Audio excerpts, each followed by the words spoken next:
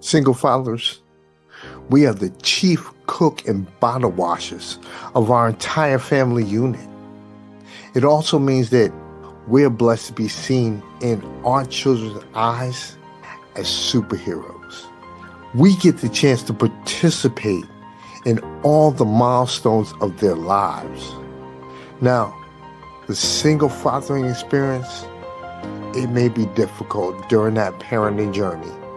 The benefits, they greatly outweigh the challenges. This content is for information and entertainment purposes only.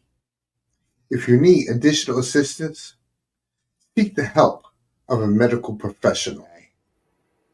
Dr. Annette.athy. She is a psychologist by nature, but then she has also become a life coach, being able to have a conversation with people about different aspects of their life.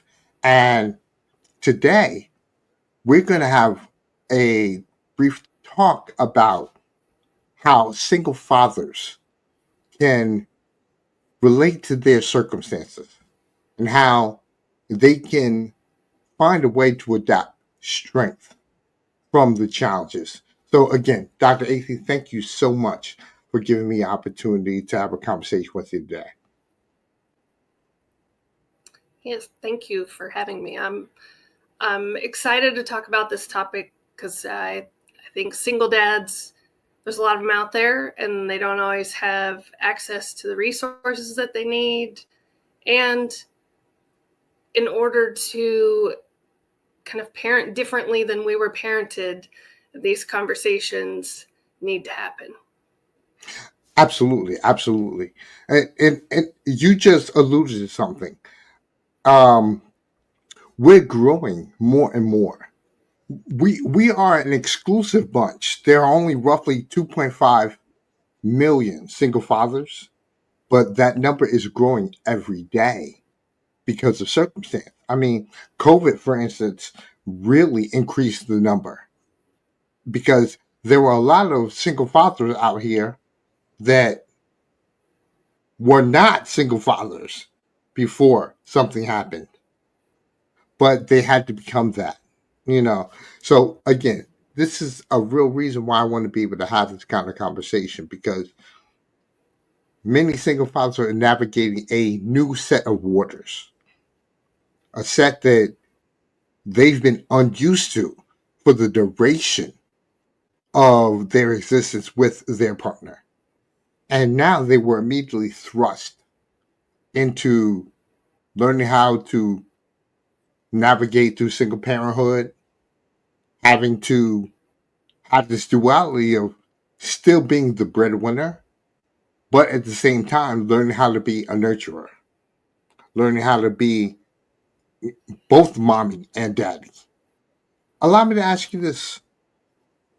What are the largest effects of parenting when it comes to either losing a spouse or some type of divorce situation? What is the biggest thing that is the mental blockage for either of the single fathers in that situation? Well, I think definitely it's that idea of we parent the way that we were parented. If we're a male, we have an idea of what parenting looks like. If we're a female, we have an idea of what parenting looks like. I think for dads, that bigger block is, how do I be a strong figure, but also how do I show up as this softer figure, this figure who is willing to entertain the tough conversations and be present for the emotional piece that all of our kids go through, especially that teenage. There's a lot of hormones, a lot of topics and conversations that need to be talked about. And if you were in a relationship prior to becoming a single parent, you maybe had your spouse or partner to rely on, and now you don't.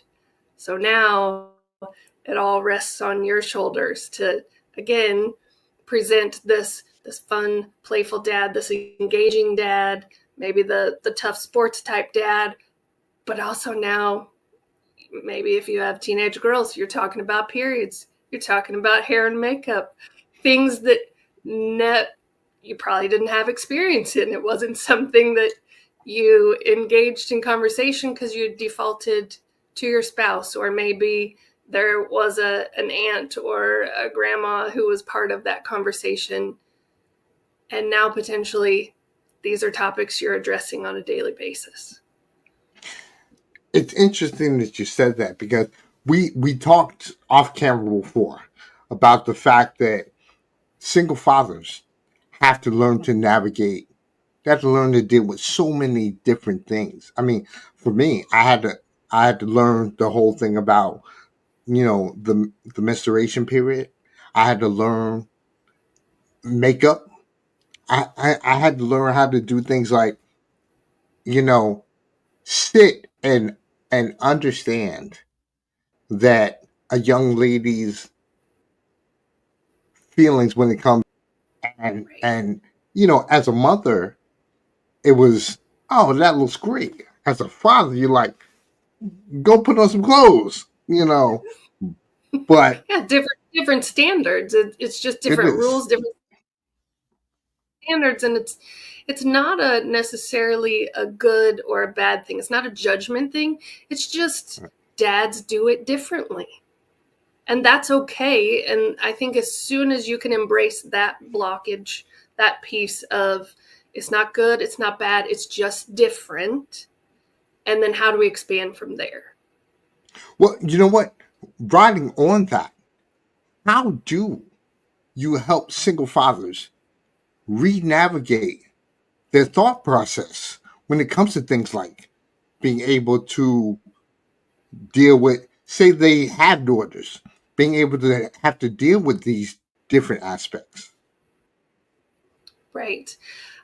So I think number one, it's understanding your own thought processes. So we're going to stereotype for a second.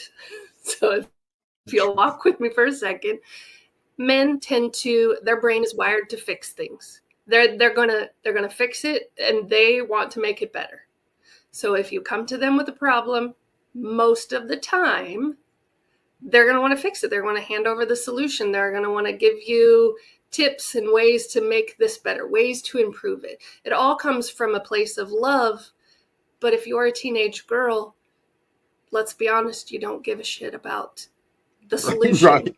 You want, in that moment, somebody to hear your words and just hold space for this uncomfortable thing you're going through. You know, it's incredible. It's incredible because when you do think about it, you are right. Men are hardwired to fix a problem. And, a young child, especially a girl, their whole thing is, I don't want to hear that right now. But even a young boy, because they're navigating their particular experience. And they may think their experience doesn't necessarily relate. What do you do to help these children when it comes to that? So again, I think it's being that safe place. Are you confident enough as a man, as a dad, to hold space for these big emotions and not step in and rescue? Because if you step in and rescue, if you give them the solution, you're actually robbing your children of the opportunity of building these skills, of becoming self-reliant, of becoming these trusted, confident humans, because now you've solved their problem for them. But it's really hard when your child comes to you, has an issue, and because whether it was personal experience or the circumstances, you're like, this is the answer. This is the solution. This will solve everything. It's really hard to hold that in. And so part of that is just, and this is going to sound very simple, very basic, but this is really where it starts, is being able to take a deep breath, take that pause Yes. before you say a word. And you know what? That is the part that men have to understand. You cannot immediately spit out the way you feel, the way you think it should be. Right. Because although you may be right, it's not going to address the situation. Sometimes it's that situation. Do you want to be right or do you want to be loved? Yeah. And it's like you have to understand that there is a dichotomy between the two. Yeah. And sometimes you have to you have to tell yourself, you know what? Maybe being right is not the right thing right this moment. Yeah, It's and if your mind goes to that problem solving place, the next piece in your little brain flow chart should be, are they asking me for my advice or are they asking me to hear their words? And now, most of the time, it's about the words. They yep, just it's want you to hear them. and that's And, yeah. that's the most that's amazing because single fathers, we get tongue tied and we don't realize that the words are the most important part. Yeah. Now, words will commit action, especially in the lives of younger children. You have to be able to say it properly so that they can commit the action that you think is going to create the best result. You know, Right. that is the challenging situation. Especially let's say you're in a co-parenting situation where one parent says one thing and the other parent says another thing. It Mm-hmm. makes it incredibly hard for the child to be able to understand who's right, who's wrong. Yeah. How let's say two parents they've just come to the point where they know they're getting a divorce. How do you work with them to say your child is the most important situation and they love you and they love you? If you give them these divergent thought processes, then I hate to say it, they're not going to love anyone because they're going to be so confused. How do you help those parents to navigate so that they can co-parent properly to help their child be successful? I think the thing that I tell the majority of my clients, and I probably say this phrase the most often, are you choosing to love your child more than your hate or contempt or, insert whatever word, whatever negative word toward your spouse? Which one are you doing more of? And let's be honest, most of us, because divorce, you didn't arrive to divorce in a easy, simple vacuum of an experience. Like there's usually lots of feelings and lots of layers and lots of reasons that got you to the idea that divorce is the answer. But through that, are you choosing your child or are you choosing to make your spouse suffer? Right. And I think, unfortunately, most of us, from a place of hurt, we're choosing to make the other one suffer and we're not choosing our child. How does how do you work with a child whose parents are not seeing it that way? Yeah. And unfortunately, that child's stuck in the middle. How do you help that child to be able to understand that mommy's coming from left field and daddy's coming from right field? They both love you, but they don't see eye to eye. Therefore, Mm-hmm. It may be a little confusing to you, but And I think it's a really complicated spot, especially depending on the age of the child, because when you think about kids, and this is true for whether we're talking about a 4-year-old or we're talking about a teenager, they're egocentric. They believe the world revolves around them. Therefore, even if you and your spouse argued all the time, somehow they believe that was their fault, that they caused this. That if they would have cleaned up their room, then mom wouldn't have been mad and yelled at me all the time, and then dad wouldn't have been mad at mom for yelling at me about not cleaning my room. They make associations and interpretations of that experience, and at the end of the day, they're always going to point the finger back at themselves as a child. So again, this is where that listening to the words versus coming in and solving from a parent perspective. But what your child needs to hear is you saying words like, this isn't your fault. You didn't do anything wrong.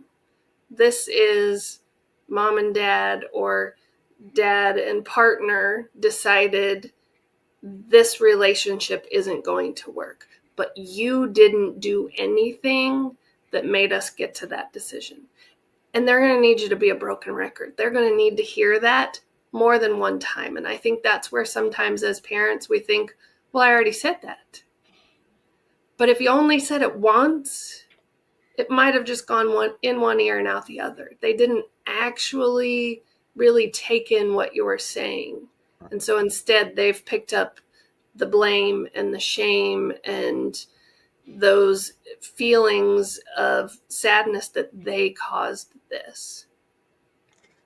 and you know what's interesting is that things like that can actually spill over into every aspect of the kid, their social life, how they are performing academically. Mm-hmm. What do you, I know that you do a lot of work within the school system. Mm-hmm. What do you do with other educators in the school system to help them to be able to recognize these potential problems from these children, especially, again, if it's an issue related to a divorce or if it's an issue related to death of a spouse? These are two different things, but yet they may manifest in some type of behavioral issue, some type of academic challenge. What do you Mm-hmm. say to the fellow educators to help them to be able to understand that? So I say a couple of different things. And number one is really like, what's your connection with this child in during their school day? Can you be that person of contact who really sees what they're going through? Like, and sometimes that's just a simple hand on the shoulder, hey, how are you doing? But I also think we sometimes believe that, again, life exists in this vacuum and things aren't related. But as you know, home life is going to bleed into school life, which is going to then affect evening home life. It's a constant cycle, and it takes a village. As a single dad, if we go back to that as our example, single dads are doing so much that why not utilize the village that your child is in 8 hours a day, 5 days a week? And so keeping in contact with your teachers, letting your kids' teachers know, they don't have to know all the details, but just letting them know so that they can show up for your child and be that safe place if your child is having a hard day. One thing that I like to do, I call it, it's kind of like a notice of care. So a child in need of care. And it's this dialogue that goes back and forth between parents and teachers. And I'd be happy to share that little doc with you and your Please. audience, Thank you. where they can start this dialogue. And all they have to do is send this email to their parent and say, my child's in need of care today. Had a rough morning, or it was a rough weekend, or, from the grief perspective, maybe there was a death anniversary, or, we're coming up on a holiday and this will be the first holiday with the divorce. But letting your child's teacher know, and then your child's teacher is going to be ready. They're open and they're paying attention. So they're going to notice the little things that are happening throughout the day, or a reaction that might be different because possibly your child is upset. And so they're more sensitive during the day, and they need just that gentle reminder that this is a tough spot. This is hard. And you're not expected to navigate it perfectly. It's, you know what, that right there is really crucial, because especially when it comes to single fathers, see, we are traditionally, we've been that type of person where we don't want to ask directions for anybody. We don't want to get help, but when you're navigating something so traumatic, Mm-hmm. like loss, or navigating through divorce, Mm-hmm. you got to be able to reach out to, like you said, that village for some help and some assistance. How do you talk to single fathers about telling them to lower their guard a little bit so that they can allow the village to give them the assistance they need? Yeah, and again, I think that's kind of recognizing in yourself, are you one who asks for help? And if your answer is no, why would your child ask for help? You didn't role model to them that it's acceptable to ask for help. And so they're not going to come to you when they get stuck or when they get in trouble, because it doesn't feel safe. Well, dad's doing it all on his own, and dad doesn't want any help. So I must not be able to ask for help either. And I know that if we brought in those millions of single fathers, they would all say they absolutely want their child to come to them. They absolutely want to help their child. I 100% certainty with that statement. And I agree. That's exactly what we want to do. Mm-hmm. The problem is we don't know how to do it. No. So I actually created a journal from our conversation with this a week or two ago. And the journal is considered what's called a back and forth journal. So the child writes in it, and then the dad writes in it. And this one is specific for dads. And so it's kind of like a daily check-in. It's real simple, a real short 1-page little check boxes and a couple of things that you write. But it's a way to check in with your child, and a way for you to check in with yourself, because you're going to answer the same questions that your child did. But I think the crucial part of that journal is there's a section for repair. And are you, at the end of the day, attempting to connect and repair? Are you saying, today maybe didn't go the way I planned? Maybe I said something I didn't mean to. Maybe I did something I didn't mean to. Maybe I was just distracted by my videos. And the reality is that applies to the child and it applies to the parent. Sometimes we say things, do things, or get distracted. But You it's, know, oh, go ahead.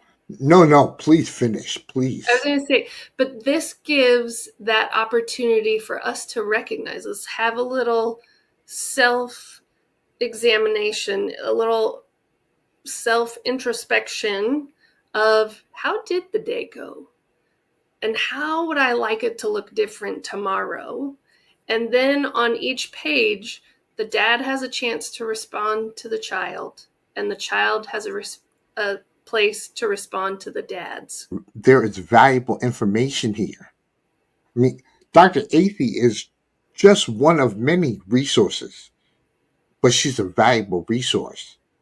And her information will be in the the description notes as well. So that if you do need to reach out to her in the future, you'll be able to.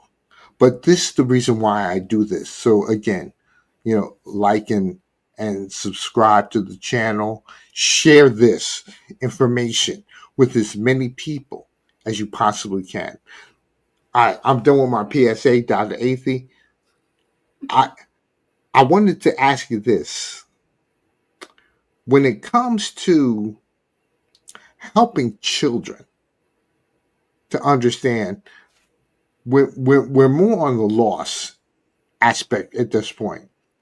Helping them to understand that although they've lost their mother, they haven't lost their sense of self. Yeah. And how do how are you able to relate that information to them so that they don't feel like they're just kind of lost in this world? Yeah, I think part of that is just explaining them genetics. We're 50% mom, 50% dad. What does that mean? Is somebody in your village talking about, here's that part of you that looks like mom, or here's that part of you that looks like dad?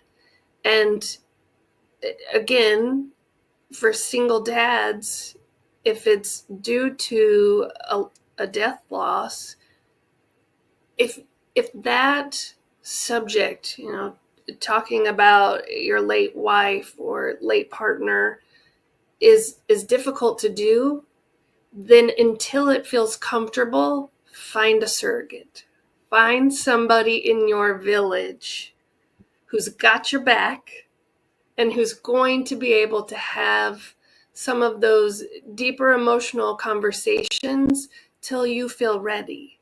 It's not you're handing over your job, it's you knowing that these conversations need to have, and you're not quite there yet because maybe you are deep in that grief, and just the thought of your wife's name sits in your throat and it stops all words from coming out.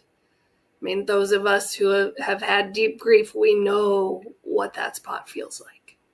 So find your surrogate. We are not meant to do this alone. We are meant to live in community. We are meant to be part of a village. And your village is out there. So finding those ones that you trust that are going to tell the good pieces, that are going to help support in the way that fits with your parenting. It's interesting because the one thing that has to happen is that single father has to identify what type of parenting that they want to utilize. And taking 50% of, you know, hey, what you knew back in the day is valuable because what your parents taught you is good. The time that you spent with your significant other was also good. Yeah. And it's okay to take parts and pieces of that and morph it into your own circumstance. Yeah. Uh it's how do you have that conversation with them to let them know that they can learn how to grow while using bits and pieces of the information that they've already had? They can develop a whole new world around them in that respect. So one thing I love to do with, and I do this with parents and kids usually together, is go back to the foundation. Create a mission statement. What's important to our family? Where do we want to be in 10 years? What do we value? And that becomes almost this rock, this cornerstone of where everything is built from. And I always think it's great to bring in the kids as part of that, because as much as, we like to believe sometimes they don't know, they're pretty insightful. they usually have some pretty spot on wisdom that will impress the hell out of you. From the mouths of babes. 100%. You know, and 100. it's that type of thing. But the what you just said was interesting because children are very observant and they pick up and they learn. A single father has to learn how to be able to relate to their child and not feel like, well, you're just a kid, you don't know. Yeah. Because the child does know and they're feeling things in their own respect. They may not be able to communicate it Mm-hmm. the way you would like them to, but they do feel it. Listen to what they're saying. How do Right. you get them to understand that? No, again, it takes a village, and everyone in that village is applicable. So generally my question would be, when you were your child's age, what did your parents say to you? You know, did they disregard what you said? And is that really is that what you want to follow? And I think sometimes, just again, tapping back into that inner wisdom, if your child's 11, remember back to when you were 11. Did people disregard what you were thinking? Did they take in your input when it was time to say what you wanted to eat? Did they Right. listen to you, or did they give you you're the kid, you don't know, you don't understand? Just eat your vegetables type of thing. Right, right. Yeah. It's And so I think just tapping into, remember what your experience was. And is that really the experience that you want to give for your child? And if you're struggling remembering, go find a picture of yourself when you were your child's age and take a look at your own picture and have a conversation with yourself. What that did we is that's what did we insightful. like? What did people say to us? That'll bring you right back. You'll have a little bit of a time warp. Yeah, a tad. But again, it will bring you to a point of understanding Yeah. because you're looking at that picture and you're saying, you know what? I absolutely remember when mom and dad was saying this and saying that. So it definitely I think that is probably one of the most interesting aspects that a single father can take. They can take a look at a picture of them Yeah. from back in their day and go from there. You have, let me tell you something, you have really given us so many tidbits of valuable information that'll help single fathers. Like I said, ladies and gentlemen, I'm going to make sure that Dr. Athy's information is in the description notes. Also, she volunteered to be able to provide us some links that are going to be helpful in our single parenting journeys. So, ladies and gentlemen, I just want to say thank you again for coming to another episode of Navigating Single Fatherhood. I appreciate you giving yourself the opportunity. Remember, like, subscribe, and share this information to as many people as you possibly can because the goal is to make sure that single fathers can understand how to be able to navigate. And like Dr. Athy said, having a community is valuable. So it doesn't matter if you're a man, woman, grandfather, grandmother, whoever you are, neighbor, whoever you are, share this information so that it may be able to touch a single parent or the parent, the child of a single parent. So again, this is very valuable. Thank you for coming back to another episode of Navigating Single Fatherhood. Dr. Athy, I truly appreciate you giving me an opportunity to have this conversation with you today. Well, I greatly appreciate being a part of your show and part of your mission as you march forward, definitely helping a group that they need resources, and they need to know that it's okay to be struggling and yet keep failing forward, keep moving forward and trying the things. It doesn't have to be perfect. We're all flawed humans. We're all going to make mistakes. And I love that you are here and supporting these men as they continue to travel this journey. Thank you. I appreciate that. Definitely check out this episode of Navigating Single Fatherhood. It's going to be on my YouTube channel. It's going to be on my Facebook channel. It'll be available in Instagram. And you'll be able to see how this can affect your single fatherhood journey. So thank you again and have a great day.